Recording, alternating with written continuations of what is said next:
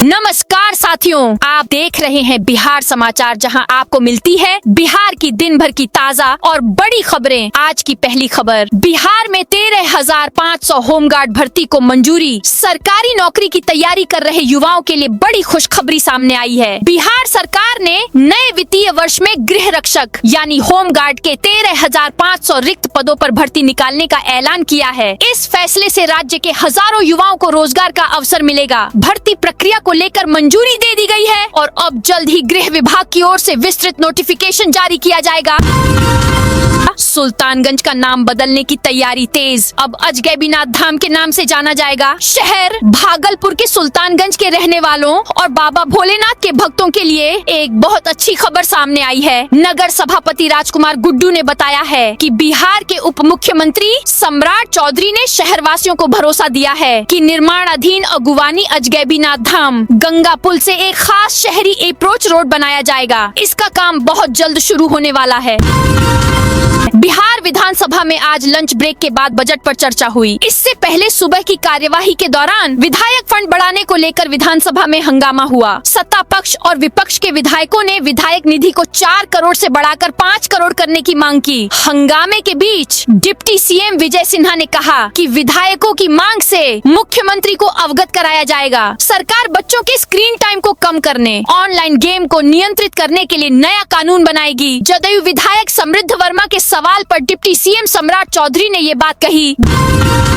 बिहार में अप्रैल से लागू होगी टीचर ट्रांसफर की नई पॉलिसी। बिहार के सरकारी शिक्षकों से जुड़ी जरूरी खबर है। शिक्षकों के लिए नई ट्रांसफर पॉलिसी अप्रैल महीने से लागू हो जाएगी। इसके बाद संभावना जताई जा रही है कि जून 2026 में बड़े स्तर पर शिक्षकों का ट्रांसफर हो सकेगा। जानकारी के मुताबिक पुरानी नियमावली में कुछ संशोधन किए जा रहे हैं। यह संशोधन मार्च तक पूरा कर लिया जाएगा।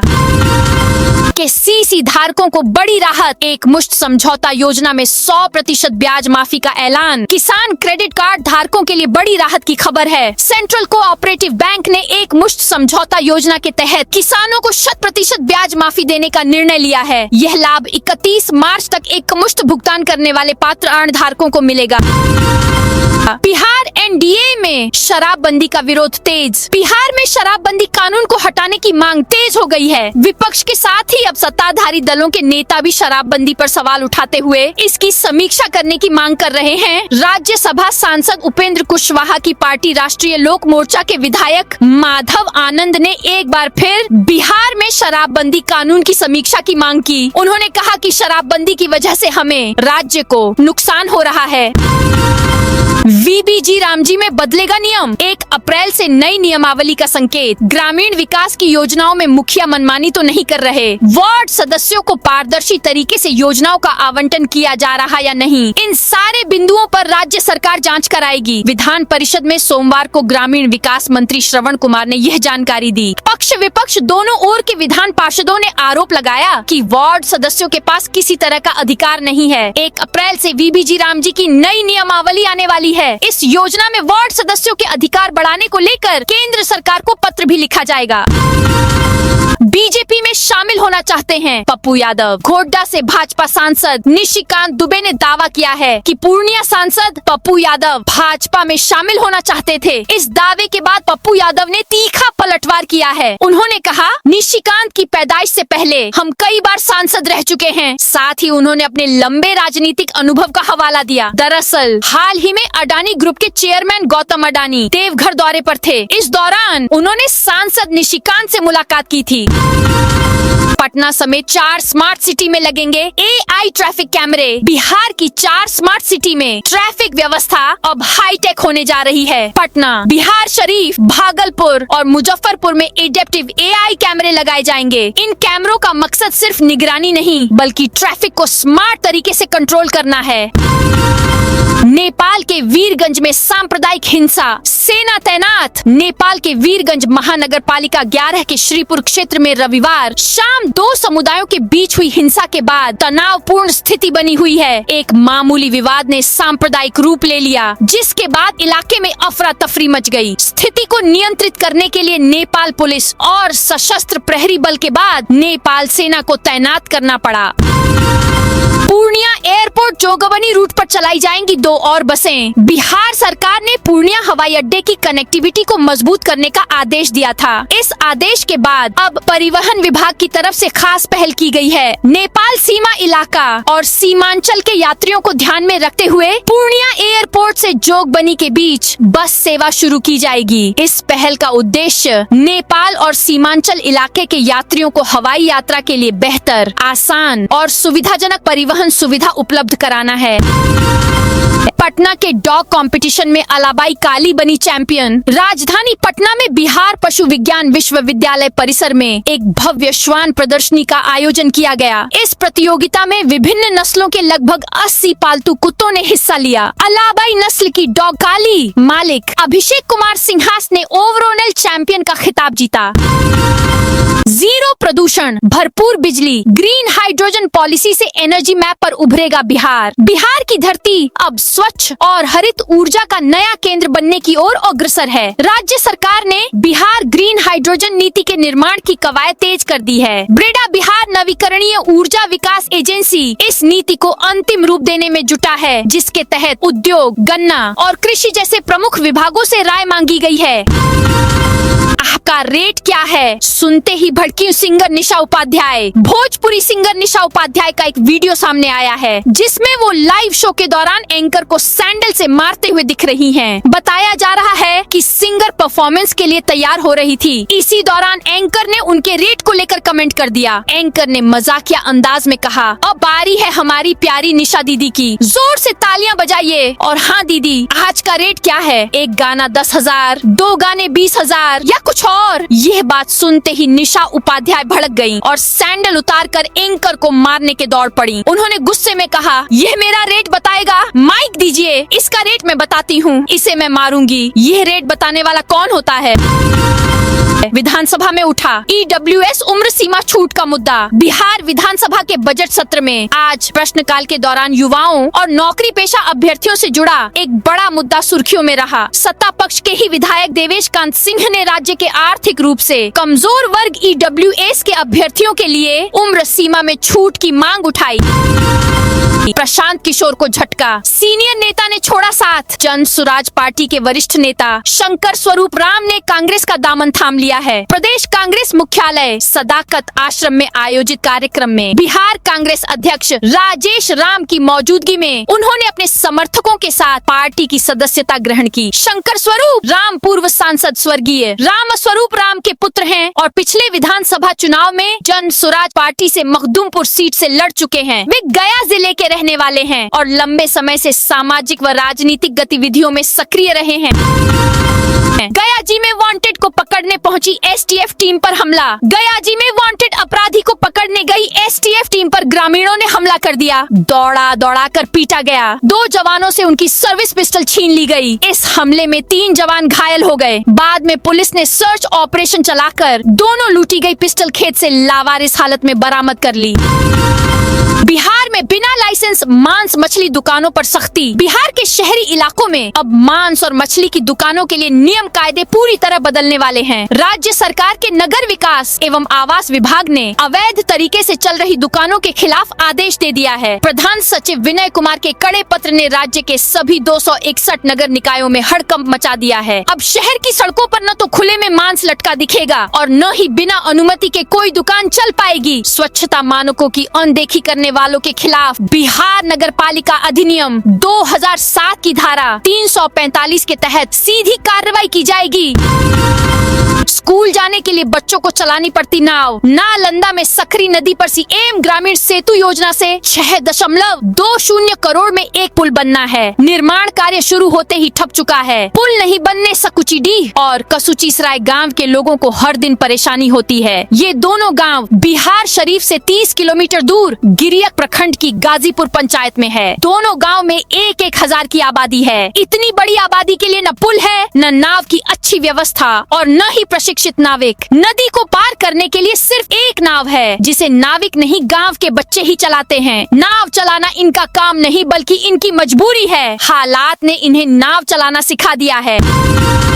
बिहार में 35,000 पोस्ट पर नौकरियों की बौछार। बिहार में सरकारी नौकरी की तैयारी कर रहे स्टूडेंट्स के लिए एक अच्छी खबर है। बिहार स्टाफ सिलेक्शन कमीशन ने साल 2026 का एग्जाम कैलेंडर जारी कर दिया है। BSSC ने इस भर्ती के माध्यम से कुल 35,000 से ज्यादा पोस्ट पर वैकेंसी निकाली है। इस कैलेंडर में बताया गया है कि साल भर में कौन कौन सी भर्तियां होंगी, साथ ही उनकी परीक्षा कब ली जाएगी और रिजल्ट लगभग कब तक आ सकता है।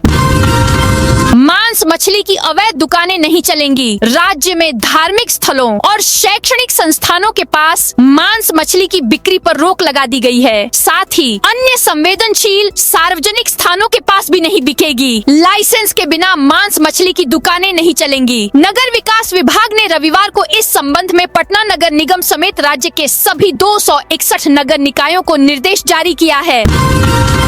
हिना शहाब को राज्यसभा लड़ाएंगे लालू। राष्ट्रीय जनता दल RJD के विधायक भाई वीरेंद्र ने बिहार की 5 राज्यसभा सीटों के चुनाव के लिए पार्टी के अध्यक्ष लालू यादव और कार्यकारी अध्यक्ष तेजस्वी यादव से पूर्व सांसद शहाबुद्दीन की बीवी हिना शहाब को 5वीं सीट के लिए कैंडिडेट बनाने की मांग की है। वीरेंद्र ने कहा है कि हिना को चुनाव लड़ाने से एक तीर से कई शिकार हो जाएंगे। असदुद्दीन ओवैसी की पार्टी क्या MIM के 5 विधायकों और मायावती की बसपा के एक MLA का समर्थन लिए बिना राजद एक सीट नहीं जीत सकती है।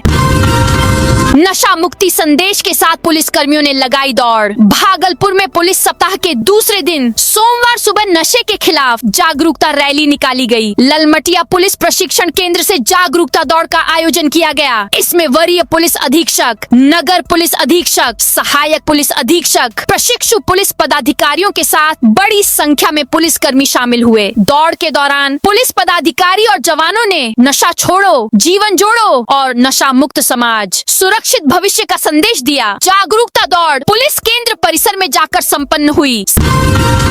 समस्तीपुर में पंचायत विकास पर 2 दिनों का ट्रेनिंग कैंप। समस्तीपुर के कर्पूरी सभागार में जिला पंचायत संसाधन केंद्र पंचायती राज विभाग की ओर से 2 दिवसीय प्रशिक्षण शिविर का आयोजन किया गया। इस शिविर का मुख्य उद्देश्य समस्तीपुर के पंचायतों को विकसित करना था। जिला पंचायती राज पदाधिकारी और गणमान्य मुखियाओं ने दीप प्रज्वलित कर विधिवत इसका उद्घाटन किया। पेयजल, बिजली बिल और जमीन नापी के आय मामले। सोमवार को जिला पदाधिकारी DM शेखर आनंद के कार्यालय में सबका सम्मान जीवन आसान पहल के तहत जन सुनवाई कार्यक्रम आयोजित किया गया। इस दौरान कुल 10 शिकायतें प्राप्त हुई, जिनमें से 6 DM के पास और 4 अनुमंडल पदाधिकारी SDM प्रियंका कुमारी के पास दर्ज की गयी। भागलपुर में सोशल मीडिया पर हथियार लहराने वाला अरेस्ट। भागलपुर में सोशल मीडिया पर हथियार लहराते हुए वीडियो वायरल करने वाले एक आरोपी को पुलिस ने गिरफ्तार कर लिया है। आरोपी की गिरफ्तारी सुल्तानगंज इलाके से की गई। गिरफ्तार आरोपी के पास से एक देसी कट्टा, एक जिंदा कारतूस और एक मोबाइल फोन बरामद किया गया है। इस कार्रवाई की जानकारी भागलपुर के वरीय पुलिस अधीक्षक प्रमोद कुमार यादव ने दी।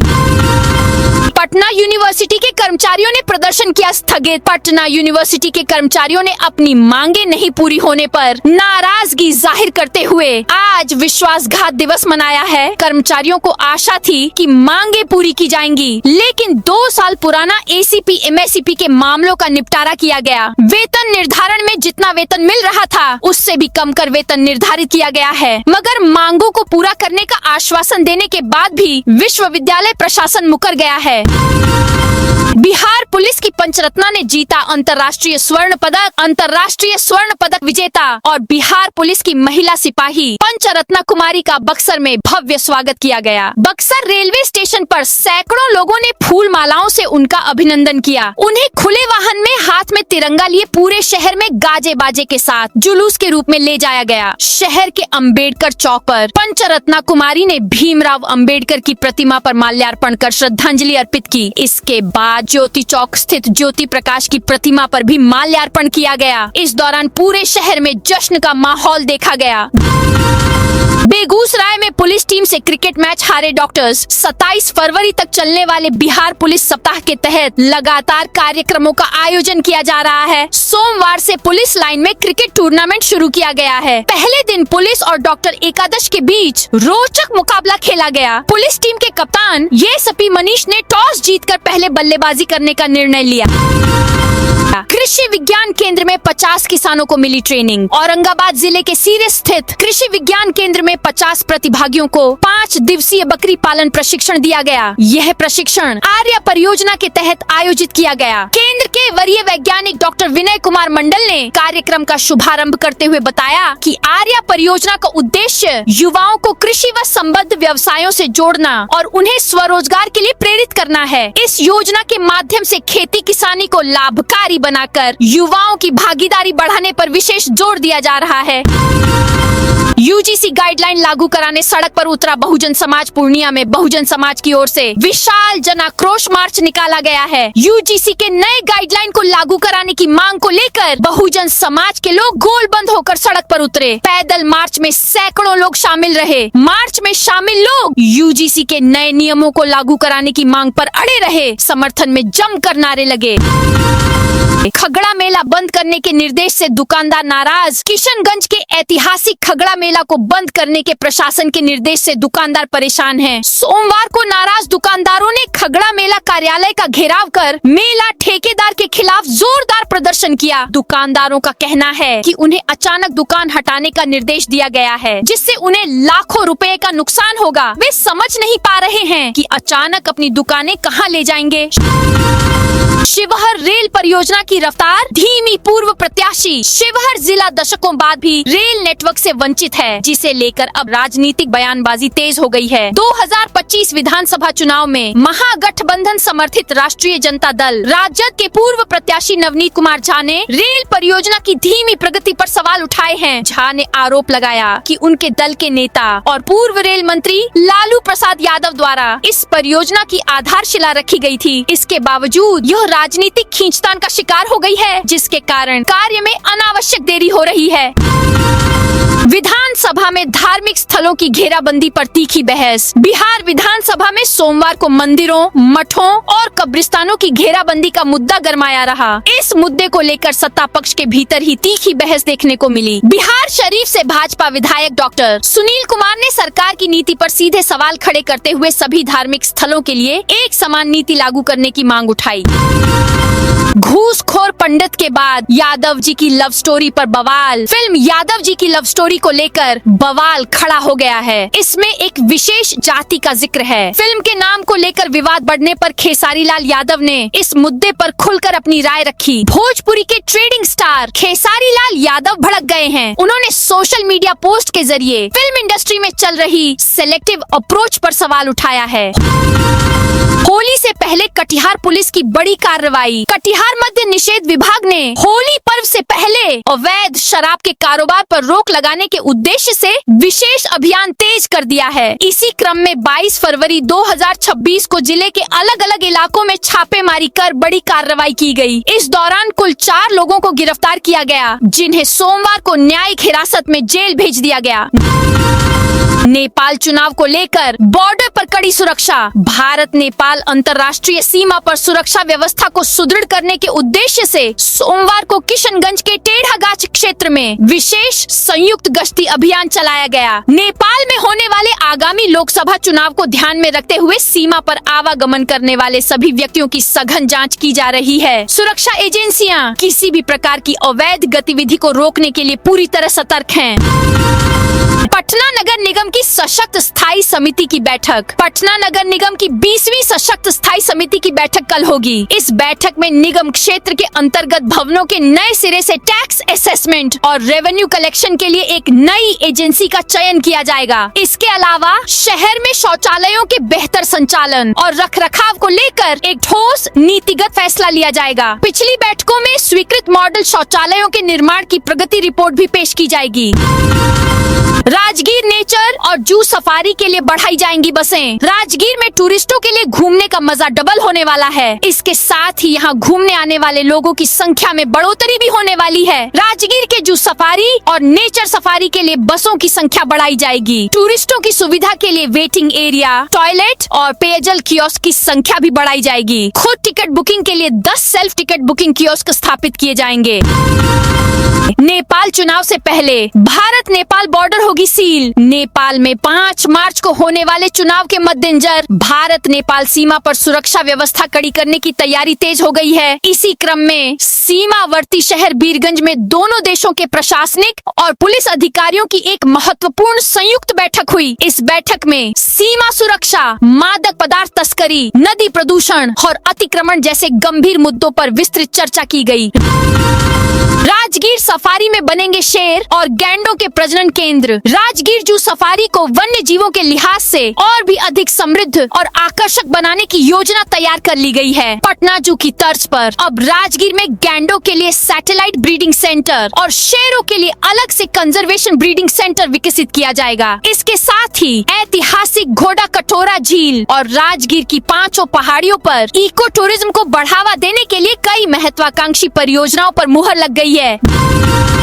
बिना वारंट और डायरी के ही आईजी सुनील नायक को किया अरेस्ट। बिहार की राजधानी पटना में सोमवार को दिन भर पुलिस महकमे खलबली मची रही। दरअसल पटना में एक आईजी को अरेस्ट करने 1000 किलोमीटर से भी ज्यादा दूर से आई आंध्र प्रदेश की पुलिस पूरे दलबल के साथ सुबह पहुंची थी। लेकिन दोपहर होते होते इस पूरे मामले में जिस तरह की लापरवाही उजागर हुई, उससे आंध्र प्रदेश पुलिस की बड़ी किरकिरी भी हो गई।